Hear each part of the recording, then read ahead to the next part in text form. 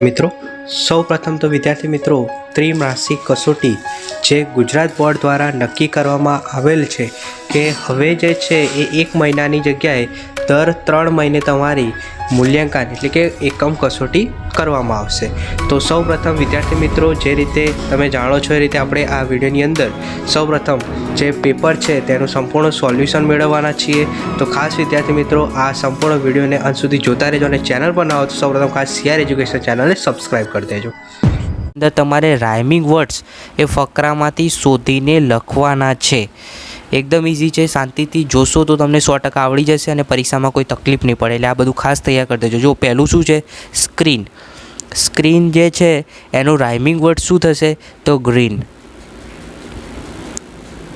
आनो आंसर शू आवशे स्क्रीननु rhyming words green. बराबर हूँ तमने फकरामांथी शोधीने ज बतावीश एटले तमने गोखવું नहीं पड़े। बराबर ऑटोमेटिक याद आई जशे। हवे वेल तो वेलनु राइमिंग वर्ड शू थशे तो विद्यार्थी मित्रों अहीं आपणे जोईए तो वेल जे छे एनु राइमिंग वर्ड तमे फकरामांथी शोधशो एटले तमने इजीली जे छे ए मळी जशे। वेलनु राइमिंग वर्ड थशे बेल, BELL बेल। आ वेलनु राइमिंग वर्ड छे। त्यारबाद त्रीजा नंबरमां छे काइट। काइटनु राइमिंग वर्ड शुं थशे अहींया तो आपणे काइटनु राइमिंग वर्ड्स जे छे तरीके आपणे शुं लखीशुं व्हाइट, WHITE व्हाइट।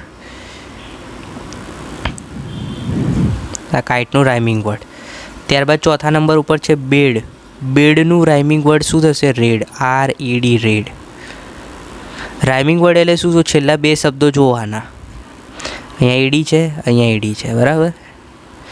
बेंग, बेंग तो बेंगनु राइमिंग वर्ड शू थशे सेंग पण थाय, RANG रेंग पण थाय।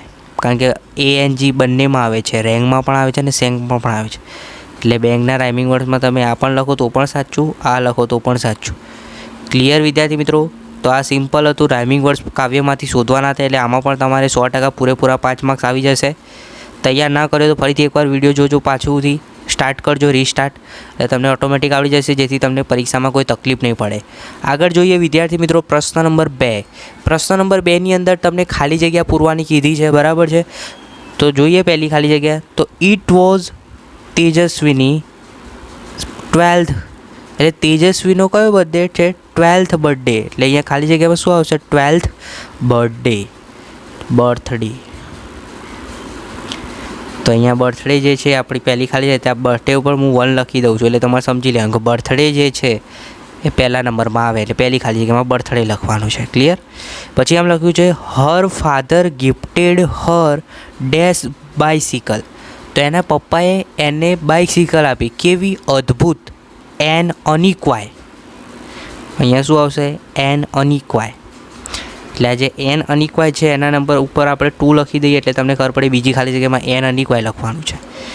પછી એમ લખ્યું છે ઇટ વોઝ ડેશ, તો it was dash in colour, તો કલરમાં શું આવશે? બ્લુ। તો ત્રીજી ખાલી જગ્યામાં આપણે શું લખીશું? It was a blue in colour, it was blue in colour. बराबर है? तो अँ पहलू आ बीजू ब्लू पर आप तीजी खाली जगह ब्लू लखवानुं एटले 3 लखी दीधुं। पछी आम लख्युं छे अ डैश सीट, तो सीफ्ट केवी छे? Soft, a soft shift.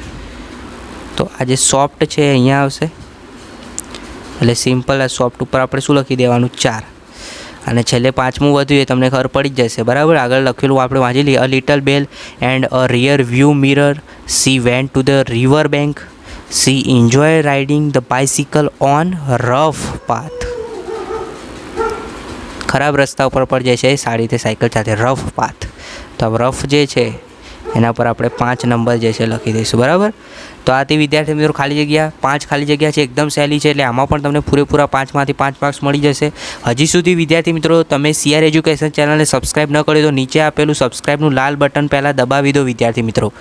બરાબર છે? જેથી તમને એકમ કસોટીના દરેક વિષયના પેપર સોલ્યુશનના વિડીયો સૌપ્રથમ મળતા રહે અને આવનારી જે પ્રથમ પરીક્ષા છે જે ઓક્ટોબર 2022માં લેવાનાર છે તેના પણ વિડીયો સૌપ્રથમ તમને મળતા રહે। વિદ્યાર્થી મિત્રો હવે આપણે વાત કરીએ પ્રશ્ન નંબર 3 જેની અંદર વાર્તાના આધારે વાક્યોનો યોગ્ય ક્રમ આપેલ કૌંસમાં લખો। એટલે જે વાક્ય આવે, દાખલા તરીકે પહેલું વાક્ય છે હી લાઇક જલેબીસ વેરી મચ, તો એ આખી વાર્તામાં કયા નંબરનું વાક્ય આવે છે એનો નંબર લખવાનો છે। તો અહીંયા આડા આવડા ક્રમ આપ્યા છે, આપણે યોગ્ય ક્રમમાં ગોઠવીશું। તો વાર્તા પરથી આપણે પહેલું કયું વાક્ય આવશે એ પહેલાં નક્કી કરીશું. તો there was a young boy named Gopal. આ ચોથા નંબરનું જે છે પહેલું વાક્ય આવશે, એટલે અહીંયા આપણે સાચો ક્રમ એનો એક આલ દઈશું.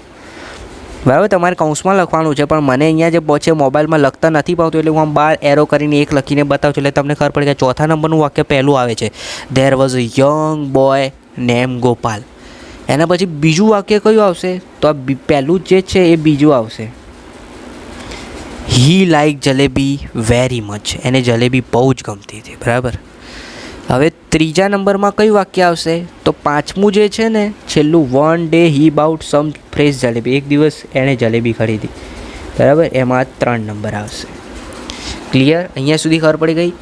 કૌંસમાં આ જે મેં એરો કર્યો છે એ જ તમારો જવાબ છે. આ 4ની સામે આનું ચોથું જે વાક્ય છે એ પહેલું આવે. બસ ખાલી આ કૌંસ જે તમને આપ્યો છે એમાં આવી રીતે ખાલી ક્રમ જ લખવાનું છે યોગ્ય, બીજું કંઈ જ કરવાનું નથી.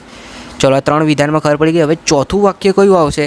તો જે બીજા નંબરનું છે એ ચોથું વાક્ય આવશે કે he saw flies buzzing over the jalebis. એ આપણું ચોથું વાક્ય છે. અને છેલ્લે પાંચમું વાક્ય કયું છે? તો હી કિલ્ડ 7 ફ્લાઇઝ એટ 1 બેલો. એ આપણું પાંચમું વાક્ય છે. ક્લિયર? તો આખો ક્રમ કંઈક આ રીતે થશે, 2 4 5 1 અને 3.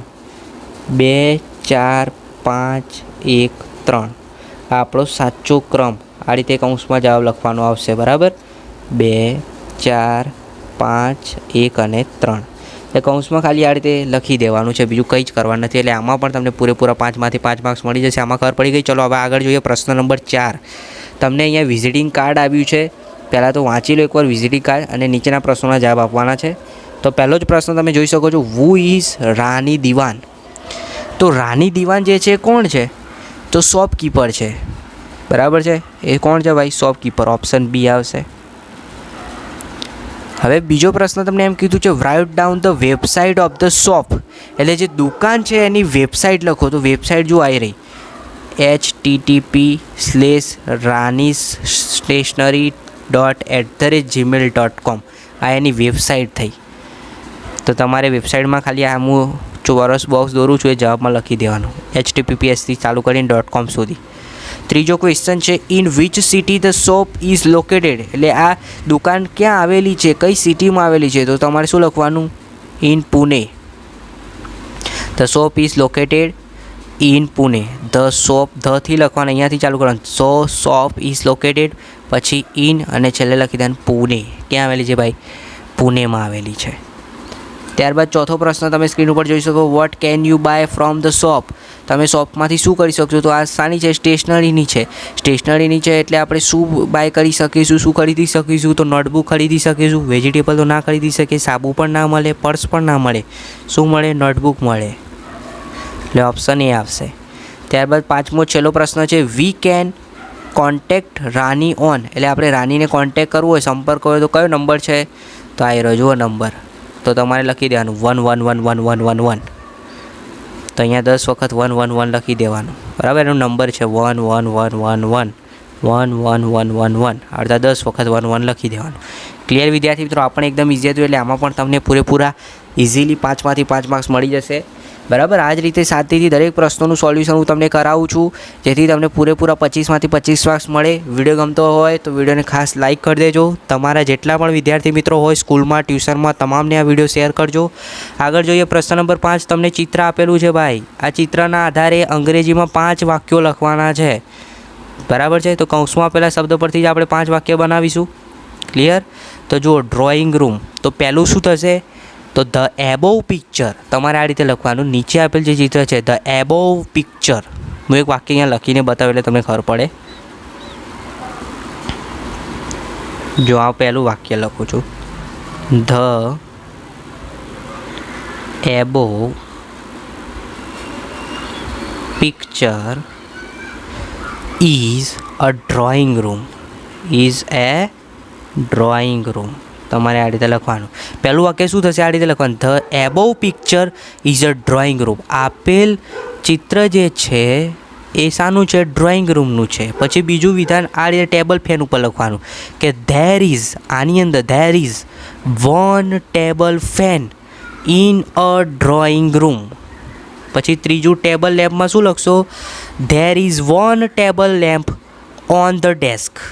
આ ટેબલ લેમ્પ જે છે એ ક્યાં છે? કબાટ ઉપર, આ ડેસ્ક ઉપર છે, તો ઓન ધ ડેસ્ક. ક્લિયર? ચોથું બુક્સ વિશે શું લખશો? તો મેની બુક્સ, ઘણી બધી બુક્સ છે, many books in a table. ટેબલની અંદર છે, ઓન અ ટેબલ પણ લખી શકો. ત્યારબાદ કેલેન્ડર, તો તમારે લખવા કે દિવાલ ઉપર, વોલ ઉપર કેલેન્ડર, ઓન ધ વોલ, બરાબર, દિવાલ ઉપર કેલેન્ડર છે. તો આ રીતે સિમ્પલ 5 વાક્ય લખશો એટલે આમાં પણ પૂરેપૂરા 5માંથી 5 માર્ક્સ મળી જશે તમને ઇઝીલી.